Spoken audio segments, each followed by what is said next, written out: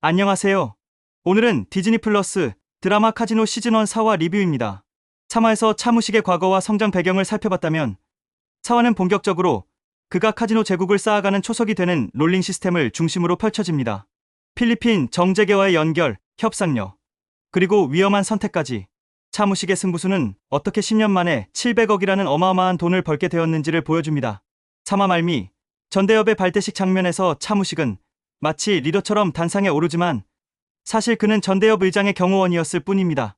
당시 한수진을 구하려다 시위에 연루되며 징역 3개월을 복역한 무식은 신분 세탁을 위해 군입대를 원하지만 전과 때문에 받아주지 않자 HID 훈련에 지원하게 됩니다. HID는 부파 공작 부대로 무식은 76명 중 단 4명만 통과한 극한의 훈련을 버티고 정예요원이 됩니다. 이 경험은 그가 나중에 보여줄 담력과 협상력의 밑바탕이 됩니다. 2001년 필리핀 마닐라 무식은 민 회장의 카지노 운영을 맡게 되고 민 회장은 그를 10년 묵은 채권 회수의 달인이라며 소개합니다. 상구을 에이전트로 데리고 와 민 회장 밑에서 있던 양정팔에게 소개해줍니다. 알고 보니 이상구가 양정팔보다 나이가 위였고 그 이후 양정팔은 이상구을 형이라고 부르게 됩니다. 또한 대전에서 연락 온 상철의 부탁을 받아 서태석을 고용합니다. 서태석은 거칠고 매너도 안 좋지만 무식은 상철의 체면을 봐주며 그를 카지노에 일하게 하죠. 이후 무식은 민 회장에게 돈을 뜯으려는 우 사장 문제에 본격 대응하게 됩니다. 우 사장은 민 회장을 협박하고 돈을 갈취하려 합니다. 무식은 민 회장에게 단호하게 말합니다. 우 사장에게 돈을 주면 제면이 서지 않습니다. 결국 무식은 우 사장이 있는 호텔방을 찾아가 경고를 날리며 양주 한 병을 원샷하면 민 회장을 건드리지 않겠다는 조건을 받아냅니다. 무식의 깡과 배짱이 돋보이는 장면으로 이후 민 회장에게 우 사장은 더 이상 돈을 요구하지 못합니다. 이 장면은 무식이 실질적인 카지노의 운영자로 자리매김하는 분기점이 됩니다. 4화의 핵심은 바로 롤링입니다. 민 회장과 무식은 10년 만에 700억을 벌게 됩니다. 승승장구하며 마닐라의 카지노를 접수하기 시작합니다.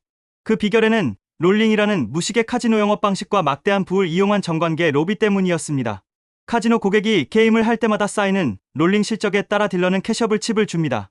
이 실적을 바탕으로 무식은 VIP 고객에게 1.6% 내외 커미션을 지급하지만 이 중 일부는 콤프라 불리는 호텔 내 상품권으로 제공합니다. 무식은 이 콤프를 현금화하거나 호텔 이용에 활용하며 수익을 극대화하죠.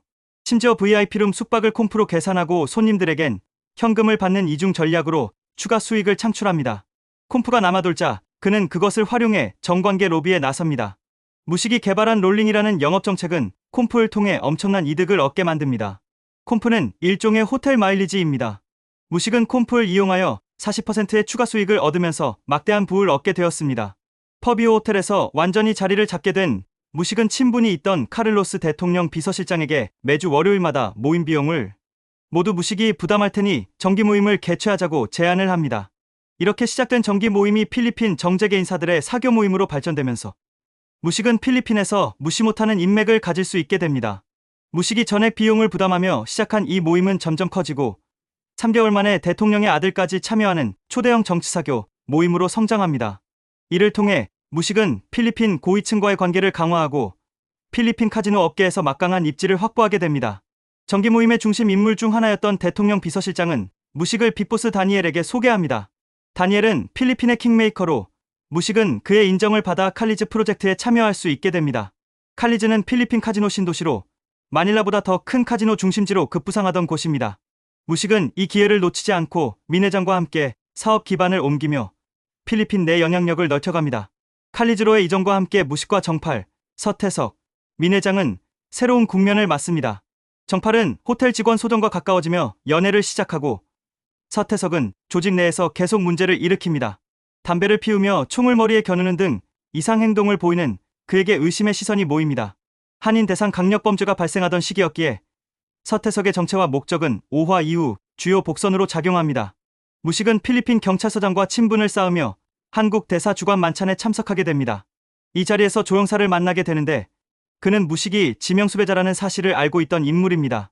무식은 직감적으로 위기를 감지하고 조영사의 의심을 따돌린 채 자리를 빠져나옵니다. 이 에피소드는 무식의 과거가 언제든 그의 발목을 잡을 수 있음을 암시합니다. 4화는 차무식이 단순한 깡패에서 전략가, 협상가, 조직가로 변모하는 과정을 매우 촘촘하게 보여줍니다.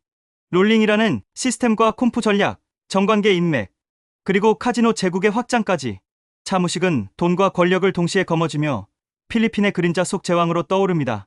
그러나 동시에 과거와 주변 인물들이 그의 약점이 되어 돌아올 복선도 곳곳에 배치돼 있습니다.